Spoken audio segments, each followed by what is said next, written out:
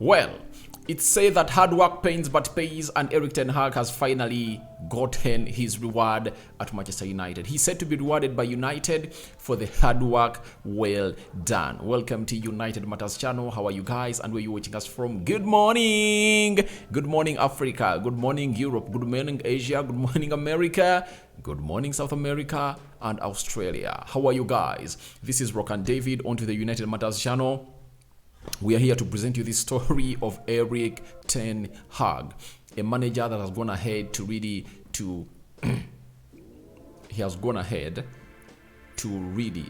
go against all odds that were set by the English media on his being unsuccessful at Manchester United. He has broken the jinx. He has broken the chains. Everyone believes in him. And guys, to show to you that this guy has gone ahead and worked hard, I remember when we lost 7-0 to Liverpool, Gary Neville came out and said, if there is any person I trust to fix that, it's Erik ten Hag. And I was surprised. You get? The way he turned goalposts really surprised me. He was one of those people that we are really referring us to go in and get in Pochettino. And I think there are those people that we are talking about bringing in Antonio Conte. And I told them that I don't want Antonio Conte at Manchester United. Why? Every time I've seen him play the game and coach the game, I've never gotten excited about his coaching skills. He's too old school. That's it. He's too old school. You know, players of nowadays have ego. The way you handle players is different. That's why you've seen him today coming out and busting out in front of media. He has attacked the players. He has attacked the entire hierarchy of the club. That is Antonio Conte for you. You get?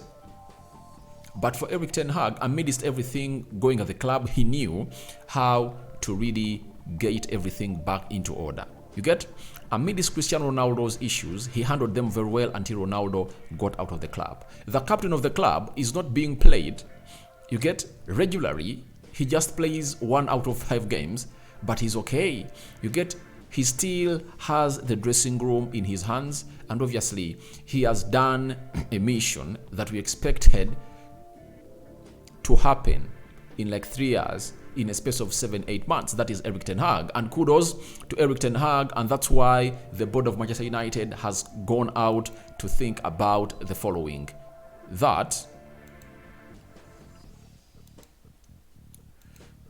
And this story has been brought to us by Simon Mollock. He's a chief football reporter for the Sunday Mirror. That Erik ten Hag is set to get a new contract regardless of who owns the club. United have told ten Hag they want to reward him for the progress he has made since his arrival. And obviously, the progress he has made is really immense. You get? One will say, but even Mourinho came in here and won, in his first season. He won a UEFA Europa League. He won a Carabao Cup. But did you see that discipline? Do you know how many players Mourinho had to really have issues with at that club and go out in the media and really attack the players? The first person was Anton Martial. He got his shirt number 9 and gave it to Zlatan Ibrahimovic before telling him. You get? That is disrespect.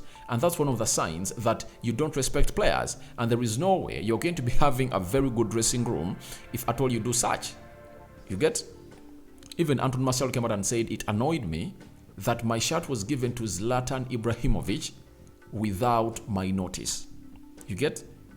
That is at most disrespectful. You get? That is being disrespectful of the highest order.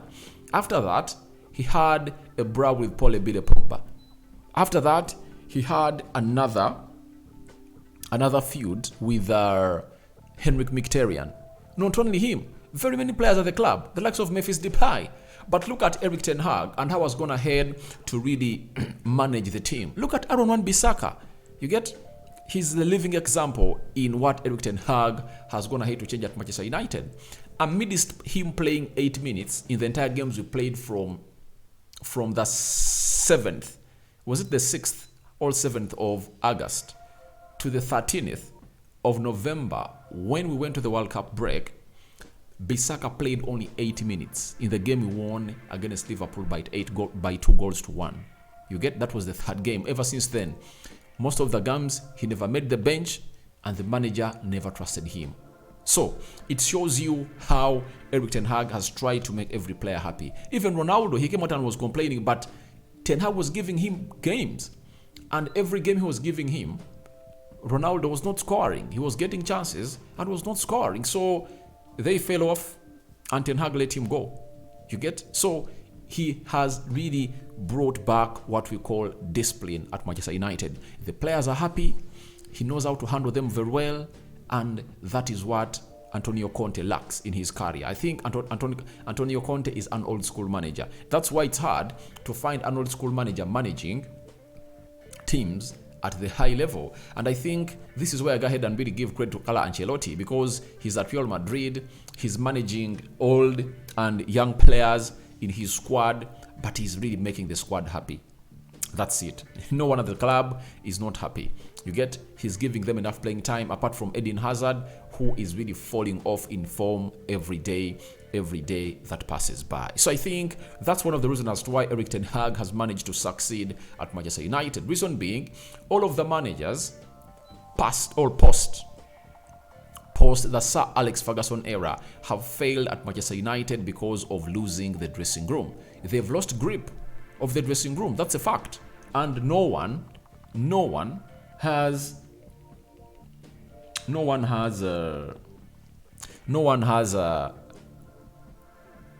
set the bar high like Erik ten Hag. Don't want to lie to you. And I think the board is just excited and they want to give him a new contract. And now, what has excited me is this.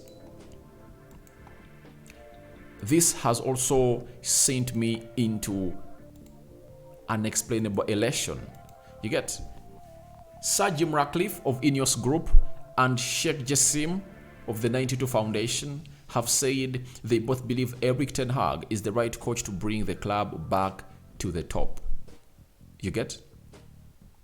So, even the two people that are going to be in contention to take over Manchester United have gone ahead to appreciate what Erik ten Hag is. And the good thing is that both of them are supporters of Manchester United. They know our downs and where we've been. When you look at the atmosphere at Manchester United, every player is performing at the highest level. Apart from the few, I think Sancho has not yet reached his level, but he's nearing there. He's nearing there because he has been out for 3 months and not playing, and I think he's going to get back to that level very soon. Then Anthony,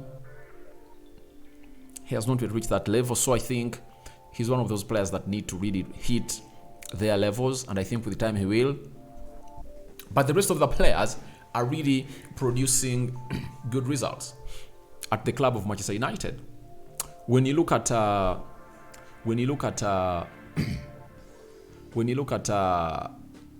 Pelestri coming in, Garnacho, Aaron Wan-Bissaka, guys, you know, Aaron Wan-Bissaka is a living testimony of how Ten Hag has gone ahead to really turn him into a player that can be into a Ten Hag team. He's really out of this world. He's a manager and he's a coach. He's improving these players, and we've seen it. You get Luke Shaw.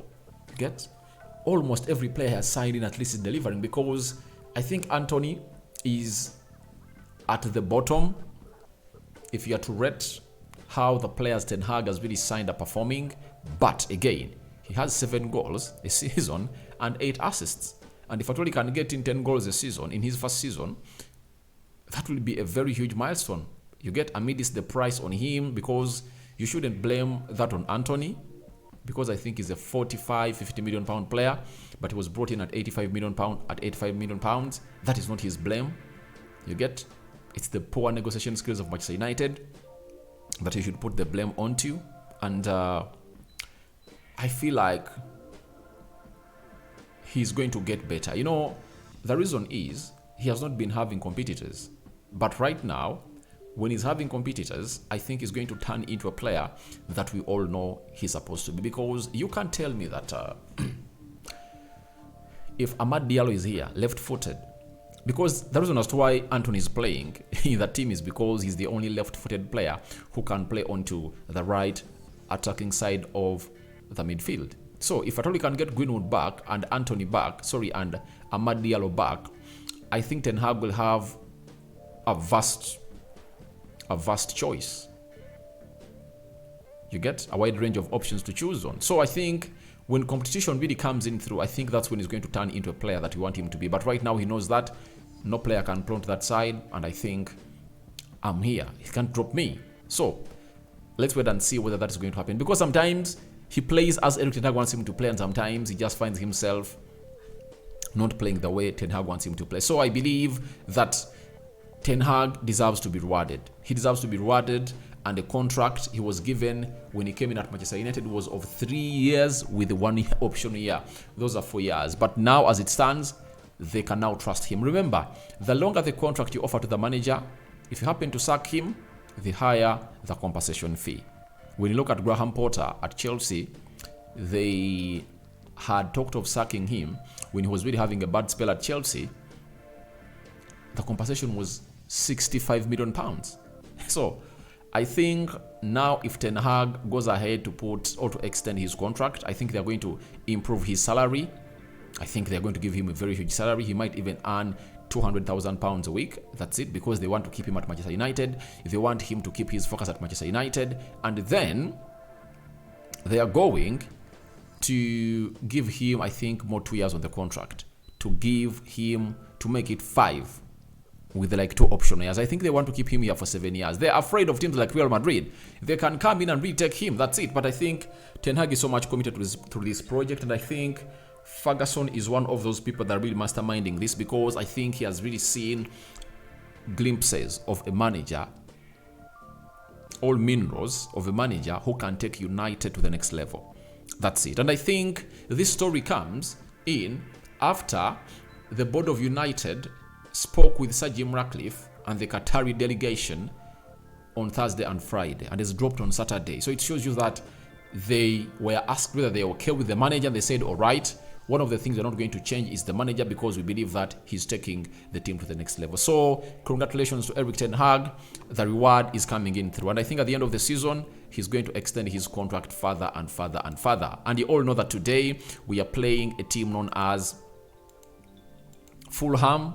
And in my match preview that I did yesterday on Friday, I came up and really included Scott McTominay, but we've been told that Scott McTominay is a doubt for Manchester United Emirates Cup quarter-final. That's it, with Fulham on Sunday. And Ten Hag even told us in the press conference that it's not a press conference, had a match interview with Manchester United TV, and he referred to them that the reason as to why he never really played him in Rio Betis because he was not feeling well. But let's wait and see how that's going to unfold. I think as players arrive, we'll get to know that Scott McTominay is in, all out. But that leaves us with only 2 options in the midfield. That is Sabitzer and Fred. But I think the third game they last played together, that was of Leicester City and United. They played together in double pivot.